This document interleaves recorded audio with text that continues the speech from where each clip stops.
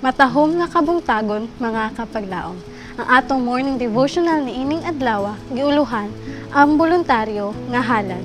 O ang atong teksto makita sa 1 Korinto 6 hangtod sa 20. Kay gipalit na kamo sa usa ka bili, busa himayaan ninyo ang Dios diha sa inyong lawas. Daw unsa ka matinud-anon ni Kristo sa pagbuhat sa buluhaton sa atong kaluwasan. Unsa nga debosyon sa iyang kinabuhi samtang iyang gihatagan ug bili ang nahulog nga tawo pinaagi sa mga pagpahinungod ngadto sa matag usa ka mahinulsulon, matuohon nga makasasala sa mga merito sa iyang walay buling nga mga pagkamatarong. Daw usa ka walay pagkakapoy ang iyang pagbuhat dito sa templo ug sa sinagoga, sa kadalanan sa mga sudyag, sa mga tiyanggihan, sa pandayan, sa daplin sa dagat, sa kabukiran, iyang giwali ang ebanghelyo o giayo ang mga masakiton.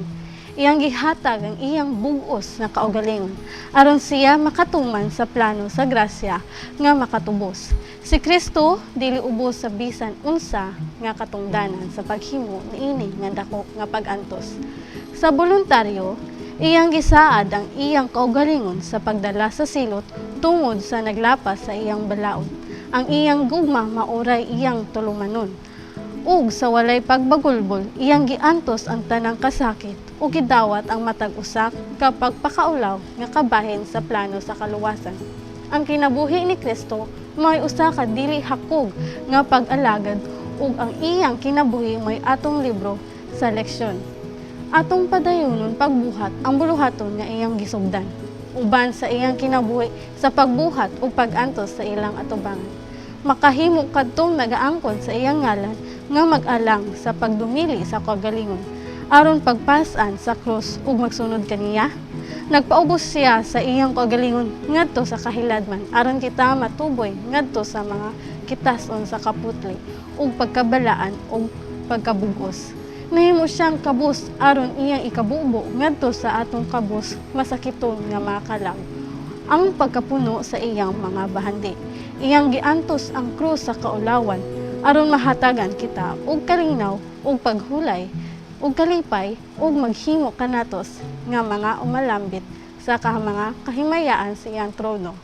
Dili ba nato ihatag pagbalik ngadto sa Dios ang tanang iyang gilukat, ang mga pagbati nga iyang giputli ug ang lawas sa iyang gipalit, aron mabantay ngadto sa pagkabalaan?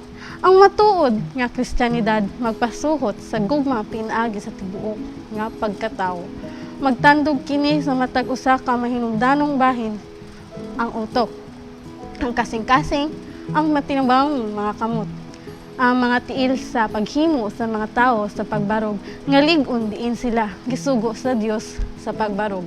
Makahimo kita, makahimo sa pagpadayag sa pagkasama sa atong balaan nga Ginoo. Makahibalos kita sa siyensa, sa espirituhanong kinabuhi. Makahimaya kita sa Dios sa atong mga lawas ug sa atong mga espiritu nga mga iya. Mag-ampo kita mga kapaglaom. Diyos nga labing gamhanan Ginoo, daho kayong pagpasalamat sa imong grasya ug panalangin.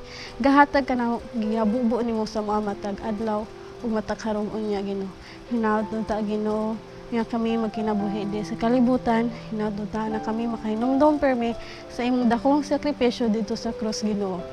Nasayod kami nga imong gugma walay makaitigbabaw biskan unsa. Busa amo gisalig tanan kaguol kasakit sa kalibutan diha sa mga Ginoo. Wala arang kami mahimo kung wala ikaw busa kay di mo tuwang modawat sa ngambog tuman luwas. Amen.